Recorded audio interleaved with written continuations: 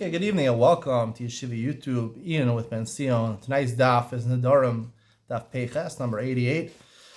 Very interesting Gemara tonight. The Gemara quotes a Mishnah on Peichet and Aleph, where Hamadir Hana Michasno V'Rotel Atet Lebito Mos. He's marrying off his daughter. He gets into a fight with his son-in-law, probably during the engagement. He's not happy, but he can't call off the engagement. His daughter wants to get married. He says, you know what? I was planning on giving a nice amount of money to you guys, a monthly check, give you some nice properties in Eretz Yisrael.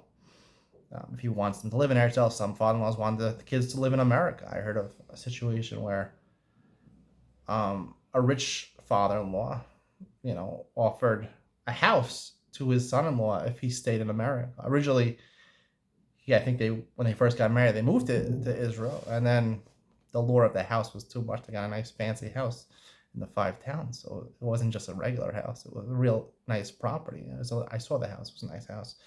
So, so some son-in-laws comply. My daughter likes this. My daughter's listening. My almost 1-year-old daughter. She's a week and a half. She'll be 1 year old. She likes this. Maybe she thinks that her father will be rich and give her a nice apartment when she gets married. So that's the case. The case over here is that the father-in-law gets angry at his son-in-law, and he says, I want to give you the monthly check. I don't want your husband to benefit from it. I want you to benefit. You grew up in my lavish house. You had fancy clothes, fancy food, fancy vacations. I want you to have all of that, but I don't want my son-in-law to have any of that. So the Mishnah says, he says there, he says, the money should belong to you that I'm giving you every month. Your husband doesn't have rights to it. He adds in, he says, the only thing, right, everything that I give you should go into your mouth. Now, Rav says the Mishnah was specific. It said you have to say the last phrase, right? Meaning he can't really control the money because everything, we have a concept, mashakana isha kana baila, whatever a wife acquires, her husband acquires. So once it goes into the wife's bank account, it automatically belongs to the husband. So all Rob says, you have to specifically say the food, right? The food that goes into our mouth, right? So it went into our mouth. He has no control. The husband has no control over the body of his wife. So only for the sushi it helps, but not for the Gucci clothing.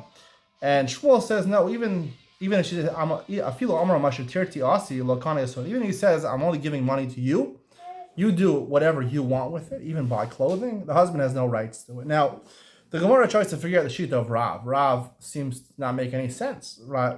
The husband does not, right? The only thing that Rav says, once the food enters into her mouth, so then the husband has no ownership over it. But if it's not going into her mouth, it's clothes on her body, so it belongs to the husband. So the Gemara tries to figure out where is Rav coming from. So the Gemara says, Maskil Rabbeira, on the top of Peichadam Abayz, come on, Az Lahashmai to the Rav. Who?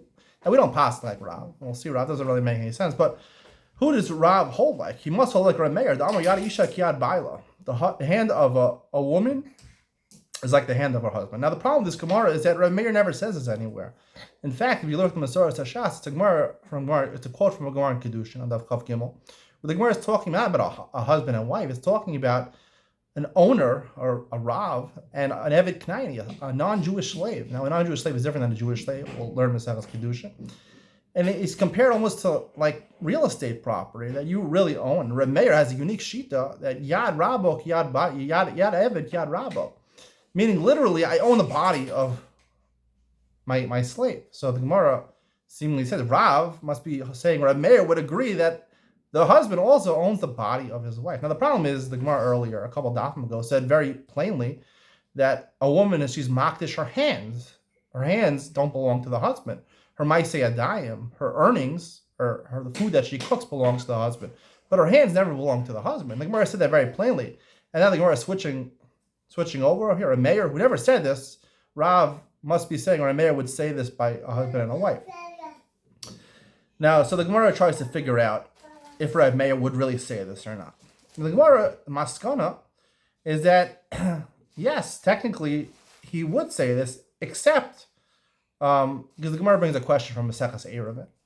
And the Gemara's conclusion is that there happens to be a case where a husband could give property to his wife, and she can act as an agent to acquire something else, which means he doesn't own her body, because if I give something from one hand to my other hand to mizaka, schus for someone else, it doesn't work, right? You have to give it to another person. So the Gemara says that case is talking about where he gave his wife her own house in a mavoi, in a public street. So therefore, she has her own property. But if she didn't have her own property, you can't use your wife. So Rav Meir would make sense that Yad Isha ki Yad Rab. But now the problem is, it doesn't make any sense, right? So I think even Lefi the Maskana of the Gemara, that we don't hold like Rav anyway, but Rav Meir is problematic because Rav Meir never says such a thing. Even Rav Meir, right, if he agreed that Yad Isha ki Yad Baila, he would only say it in a certain case. He would only say it when it comes to Erevin. Why by Erevin is different? Because Erevin is very different than we're talking about in our Mishnah over here.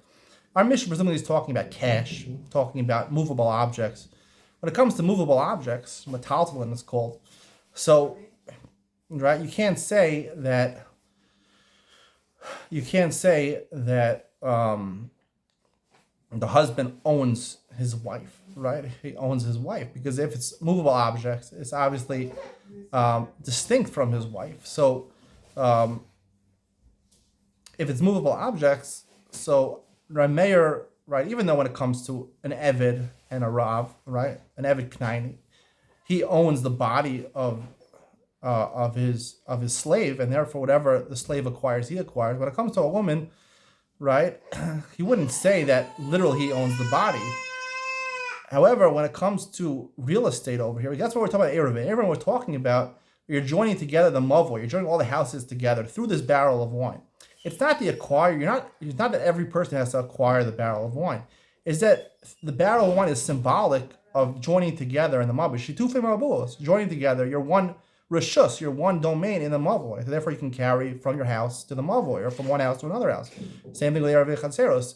So you're joining together property. That's the point. The point is you're joining together property. So really, if the wife doesn't have a chatzer, right, then you can't give it to your wife. You can't give it to your wife because your wife, in terms of, she's like you in terms of real estate, right? In terms of real estate, right, we would say Yad Isha ki Yad Baila, but that's not really true, right?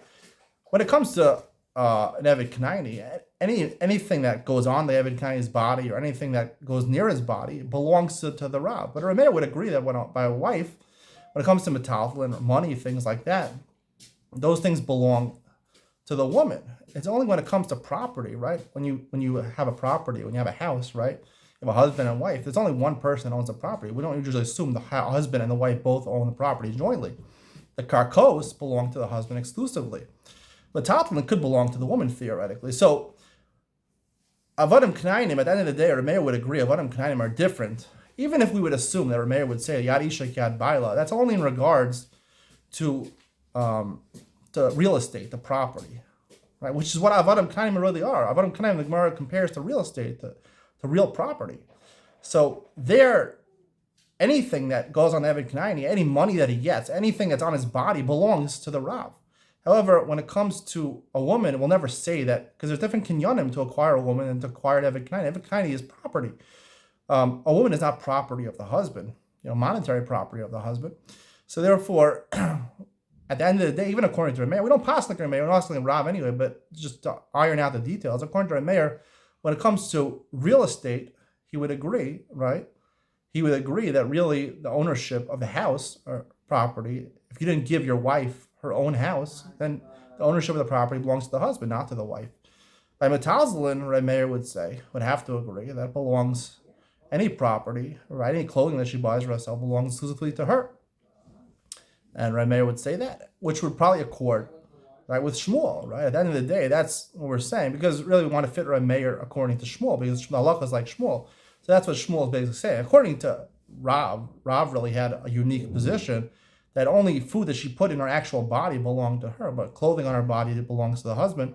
We pass like Shmuel, and presumably Rav Meir also meant that when it comes to movable objects, it still belongs to the husband. When it comes to real estate property, then maybe we could assume that Yad Isha ki Yad Baila, and whatever property, which is true, whatever real estate property a woman brings to a marriage, it belongs technically to her husband. Hope you enjoyed tonight's share. See you in the next one.